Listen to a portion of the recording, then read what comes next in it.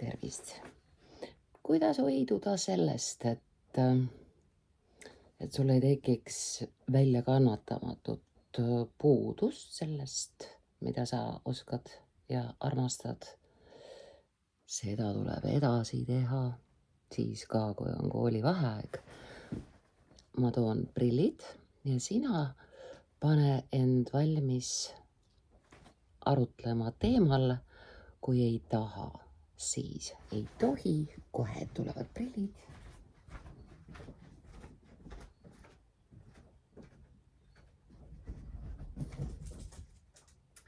Joo, mummi tõi prillid. Seda väljendit, kui ei taha, siis ei tohi, oleme kasutanud nii laste kui õpilastega hästi sageli sel lihtsal põhjusel, et kogu sinu olemus ütleb sulle ei üliba hea või siis toon järelikult tee. Teksti autor on Astro Butterfly, kes kirjutab erakordselt toredaid tekste lähtudes taevakehadest, meie naabritest. Ja mis ta meile nüüd siis jutustab? Astro Butterfly räägib, kui ei taha, siis ei tohi. Tema teksti tõlkis Gmail robot, nii et siin üht-teist on. Kui sa pead end sellesse sundima ja me ütleme eesti keeles millekski. Kui sa pead end millekski sundima, siis see pole õige asi. Kui pead ennast veenma, et miski, ei midagi, miski on õige, kuigi tegelik reaalsus ei vasta sinu nägemusele ja ootustele, siis see ei tähenda, et sa millestki valesti aru saad. See on märk sellest, et reaalsus ütleb sulle midagi, mida sa kuulda ei taha. No kes meist kuulaks? Enne ikka tantsime reha ees Kaerajaani. Kui sa pead end millekski ümber rääkima, kasutame eestikeelset väljendit veenma. Ta jätkab samasugust rütmi, antud juhul põhjendatud sõnade kordust nagu eelmises lõigus, veenma. Me võime muidugi ka öelda auku pähe rääkima, ära rääkima, aga kordame stilistiliselt väga hästi toimivat kordust, antud juhul veenma. Siis sellepärast, et selles on midagi, mis ei sobi sinu loomusega. Kui pead end selleks sundima, siis ütleb su keha ei. Ja kui keha ütleb ei, siis ongi see ei. Ja me tõstame sõnade järjekorra õigeks. Kui keha ütleb ei, siis see ongi ei. Kasutame ka suvel ikka sedasama kapsarauda sõnade järjekorra muutmiseks. Nii. Jah, arved ei tasu end ise ära. Ütleme ennast. See on parem vorm. Arved ei tasu ennast ise ära. Perede ees tuleb hoolitseda ja vahel peame enda asjadeks sundima. Nüüd me ei ütle koheselt, vaid kohe. Kui kohe valikuid pole või kui meie elu vajab suuremat ümberkorraldamist. Kui me alati järgiksime loogikat, mul pole tuju, ei saaks ühiskonnas. Ja me lisame sõna mitte. Mitte kunagi.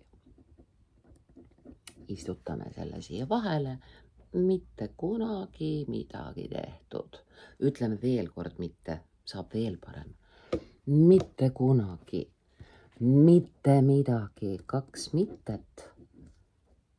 ja lausele tuleb oluliselt Eesti pärast jõudu juurde. Mitte kunagi mitte midagi tehtud. Mõte sellest, et me ei pea enda asjade tegemiseks veenma, ei ole selles, et me ei tee raskeid asju. See ei teeks. Tingiv kõneviis on siin parem. Ei teeks raskeid asju, see on. Ära ehita oma elu otsustele, mis nõuavad pidevat eneseveenmist. Raske treening. Jah. Rasked vestlused. Jah. Ettevõtte käivitamine. Jah. Mis pole okei. Teate, mida Astro Butterfly siin silmas peab? Kui tunne pole okei. Me peame natuke täpsustama. Kui tunne pole okei. Palju parem. Nii siis, kui tunne pole okei. Vale karjäär, vale suhe, vale keskkond. Kui sa kardad oma tööd, mitte sellepärast, et sul oleks olnud raske päev, vaid üldise eksistentsiaalse seisundina, nüüd me valime, kas on mõttekriips või koma, mõlemat ei pane, 1-2. Võtame koma ära, siis jääb see kiilukene meil mõttekriipsude vahele. Siis koma küll, aga kui võimalik, siis õiges kohas. Siis koma, kui sa ei tunne end ümbritsevate inimeste poolt, mitte energilisena, vaid silmas peetakse toetust, väestamist ja me ütlemegi väestatuna, siis see ei ole märk sellest, et peaksid rohkem pingutama, see on märk sellest, et sa pole energeetiliselt kooskõlas oma tõelise loomusega. Nii tihti arvame, et teame, mida tahame, aga armume mingisse, armume mingisse ideesse, enne kui oleme seda tegelikult kogenud, siis saabub reaalsus ja selle asemel, et usaldada seda, mida kogeme, püüame pidevalt reaalsust ideega sobitada, nähtut ümber tõlgendada ja lünka me ei kustuta, sest lünk on niikuinii tühi koht. Mis sa sest tühjast ikka kustutad, lünka pigem me täidame, on ja? Ja lünka täita. See on meie BS-radar. Ma pean sulle tunnistama, ma ei tea, mis see BS on, Brigitte, Susanne või midagi jääb nii, kui ei tea, ei torgi. See kõik on jama. Ja sügaval sisimas me teame seda, me lihtsalt ignoreerime seda. Taurus on meie BS-radar. Ilmselt on jutuks maandus, on ju? Body. Kehalise maanduse radar. Vist, ma ei tea. Küll aga ma jätan sõna Taurus siia, sest see on tore, ta on jõuline. Sõnnpiis on pühvel ka tore, aga see Taurus on vauavõuva sõna. Esimese lehekülje tegime selliseks. Nii hea. Kui laseme oma sisemisel sõnnil oma asja ajada, ei pea me end millekski ümber veenma. Mitte siis millekski, vaid milleski. Üks ka vahelt ära korras. Sest me teeme sest ära. Üldse pole vaja mõttekriipsu järel kohe me. Me teeme algusest peale õigeid otsuseid enne punkti tühikut. Ei ole. Liigume selle poole, mis on meile hea. Me ütleme ei sellele, mis pole hea. Me usaldame seda instinkti, seda loomset teadmist. Loomne on meil sageli toidu kohta. Ütleme natural animal. Ütleme looduslikku. Ärme ütle loomalikku ega loomset, vaid looduslikku või loomulikku. Loomulikku on ka hea. Teadmist esmalt enne kui mõistusel on võimalus selle ümber lugu ehitada. Muidugi ei tähenda see, et sõnn on elus kõik. Kui oleme sõnni puhul oma valikud teinud, siis peame kaksikute puhul ka rääkima ja mõtlema vähi puhul vundamendi looma ja nii edasi. Aga küsimus on selles, kas me ehitame oma elu algusest peale õigete valikute ümber. Kui me seda teeme, tundub meie elu olevat tasakaalus. Me saame ikka kõvasti tööd teha, aga töö ei tundu raske, sest see on kooskõlas sellega, kes me oleme. Kui me ei ehita oma elu õigete valikute ümber, muutub kõik palju raskemini hallatavaks. Raskemaks hallata on ingliskeelne eesti keel. Niisiis, raskemini hallatavaks.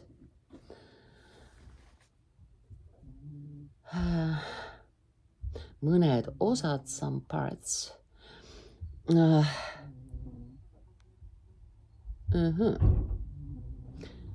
Asendame sõna osad sõnaga valikud. Mõned valikud võivad ikkagi tunduda õiged, seega jääb kõik hallatavaks. Aga üldiselt on pidev energiakulu. See on millegi säilitamise hind, mis tegelikult ei pruugi olla meie ise, vaid lugu, mille järgi oleme oma elu elanud. Edulugu. Appi. Chiron siseneb sõnni, see tähekene, 1, ja moodustab Jupiteri kvadraadi. See juhtub täna, nüüd. Kui Chiron siseneb 19. juunil sõnni märki enne koma ei ole tühikut, moodustab see kvadraadi Jupiteriga lõvis, enne punkti ka ei ole tühikut. Aitäh! Kuna mõlemad planeedid on värskelt oma märkidesse astunud, võib see süsteemile šokk olla. Ja siin võibki ilmneda päritud lugude lõks. Päritud lood, kinnistunud eelarvamused, las olla. Sest ei ole vaja, lugude lõks, sest maha ja läheb täiega edasi. Mõned ebamugavad tõed tulevad paratamatult pinnale ning tekib kiusatus need ära seletada, pehmendada, ravimeid tarvitada.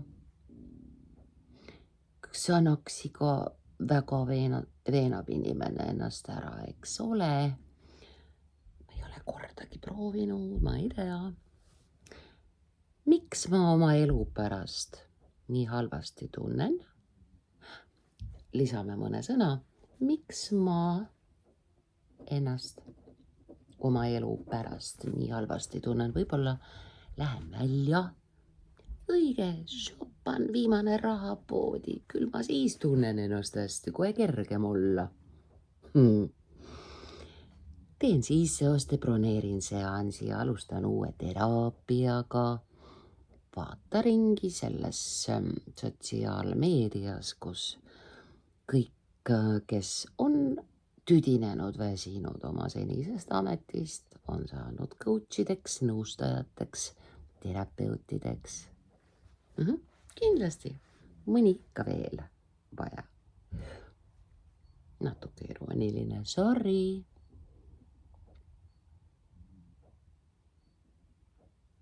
Ja.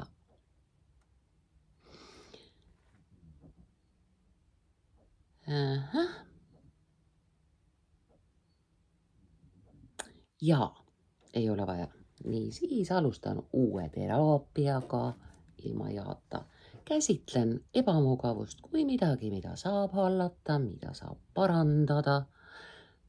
Aga kuidas oleks sellega leppida sellisena, nagu see on ja selle suhtes päris aus olla ja ning ega või nende ette koma ei käi.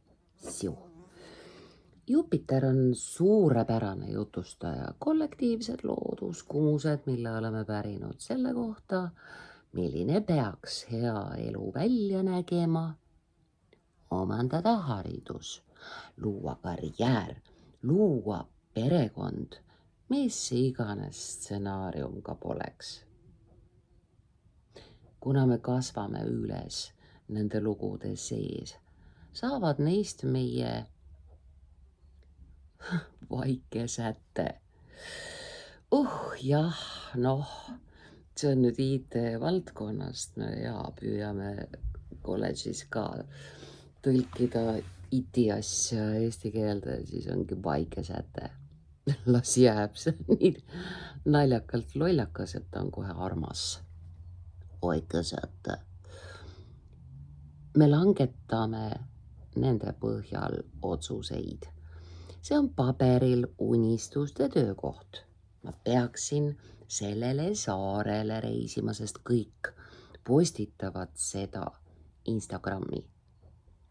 Seda asendame natuke pikema väljendiga, sest kõik postitavad oma reise sinna. Sai nüüd siis küll hea. Ma peaksin sellele saarele reisima, sest kõik postitavad oma reise sinna Instagrami ja see näeb nii ilus välja. Need on inimesed, kellega peaksin sõber olema, sest nad on saavutanud edu ja on muljet avaldavad. Ja muljet avaldav on 2 sõna antud juhul. Selline tore sai. Meie koolis on see väga hästi. Riigieksamil peame pigem kõnesid vene keeles. Niisiis, viimane lehekülg. Seega võtame unistuste töökoha. Töö tundub veidi segane või pole me päris kindlad, et me midagi mõjutame. Seega räägime end.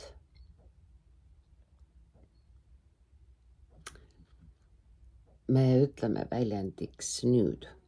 Seega räägime iseennast nõusse. Väga hea väljend, nõusse ennast räägime. Niisiis. Sest me peame ju Jupiterilikku lugu õigustama, eks. Kuna tegemist sõna puhul Jupiterilik on omadussõnaga, siis on ta väikese tähega. Räägime iseennast nõusse, me peame ju Jupiterilikku lugu õigustama, eks. Või see netikohting, mis piltidel ja eluloo kirjelduses nägi suurepärane välja, aga keemiat seal polnud. Palju õnne. Ka proovimata mul, oi, date, pime kohting. Kõigepealt net ja siis päris ja siis selgub, et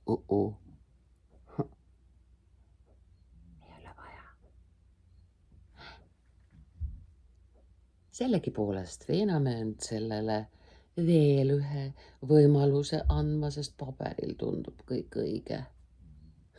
ja paneme elektriarved ühte kappi.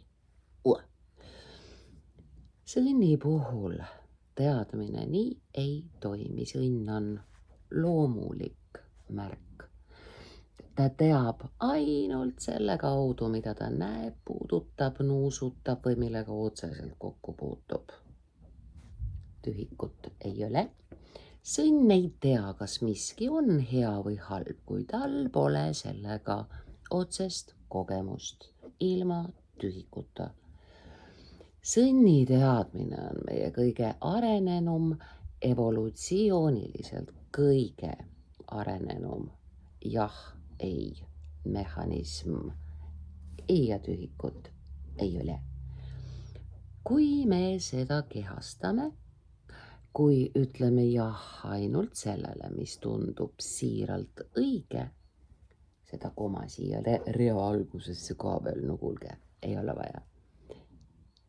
Mis tundub siiralt õige, alustame õigetelt alustelt. Ja kui oleme elus olukorras, kus on üha selgemaks saanud, et me pole seal, kus peaksime olema, päris tihti või mis, aitab sõnn meil õppida ütlema ei.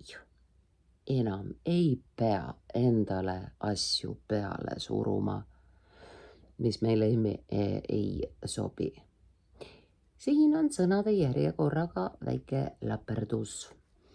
Ehk siis täiendlause peab järgnema vahetult sellele sõnale, mille juurde ta kuulub.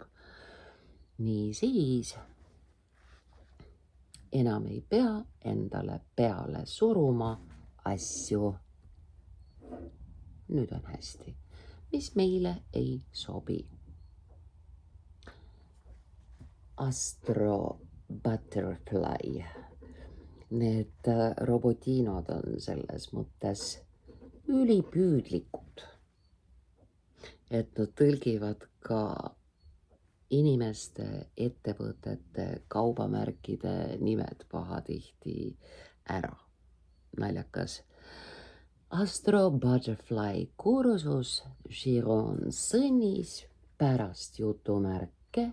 Tühikut ei ole. Chiron sõnnis ja enne ka mitte. Jutumärgid on vahetult ümber sõna ilma tühikuta. Kursus Chiron sõnnis on juhendatud sõnni funktsioonide taastamine. 4 nädala jooksul õpime ära tundma oma sisemist sõnni, kogema, milline Chironi tervendamine tegelikult tundub ja ning ega või nende ette koma ei käi ja õpime seda teadmist taas usaldama. Koos kogeme Chironi sisenemist sõnnimärki ja töötame lugudega, mille ümber oleme oma elu ehitanud. Täpselt nii, nagu Chiron moodustab Jupiteriga kvadraadi.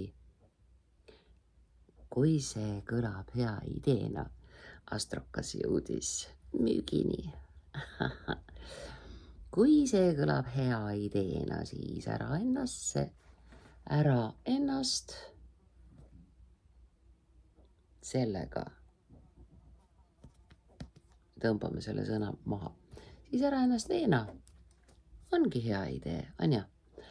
Aga kui see tundub sõnni jah-sõnana, siis võid meiega liituda siin ja tuleb link ehk viide. Nii tore tekst. Ühe sõna lisame juurde. Siin oli see hea ideena kõlamise koht. Me paneme juurde sõna peaaegu, sest kogu selle teksti mõte oli meile kinnitada, et ei ole vaja ennast ülearu veenda, kui tunne ei ole päris õige. Niisiis, kui see kõlab peaaegu, Hea ideena jada. No ja programm ongi, Chiron sõnnis 4 nädalat. Tore on. 3. leht näeb välja selline. Mine tea, äkki on päris tore kursus. Kindlasti oled märganud, et kui sa registreeriksid ennast igale kursusele, mida pakutakse, neid voolab, rullub, siis sa oleksid 24/7 veebis või siis kuskil laitsetes asjades. Aga oma elu sisetunne ütleb, võta saag ja mine sae kuuskede küljest ära talvega kasvanud tüükad. Hobustel on küll tore ennast seal sügada, aga beebihobused võivad endale haiget teha. Niisiis 4-nädalane kursus saab minul kohe läbitud sae vahendusel umbes 40 minutiga. Saab turvaline, puhas, kodune, helge, ütleb sisetunne. Tulgu sul kaunis suvi, jaaniaeg. Ülehomme on jõulud, kühveldame jälle lund. Nii et naudi seda praegust sooja. Ja ära triipe vaata.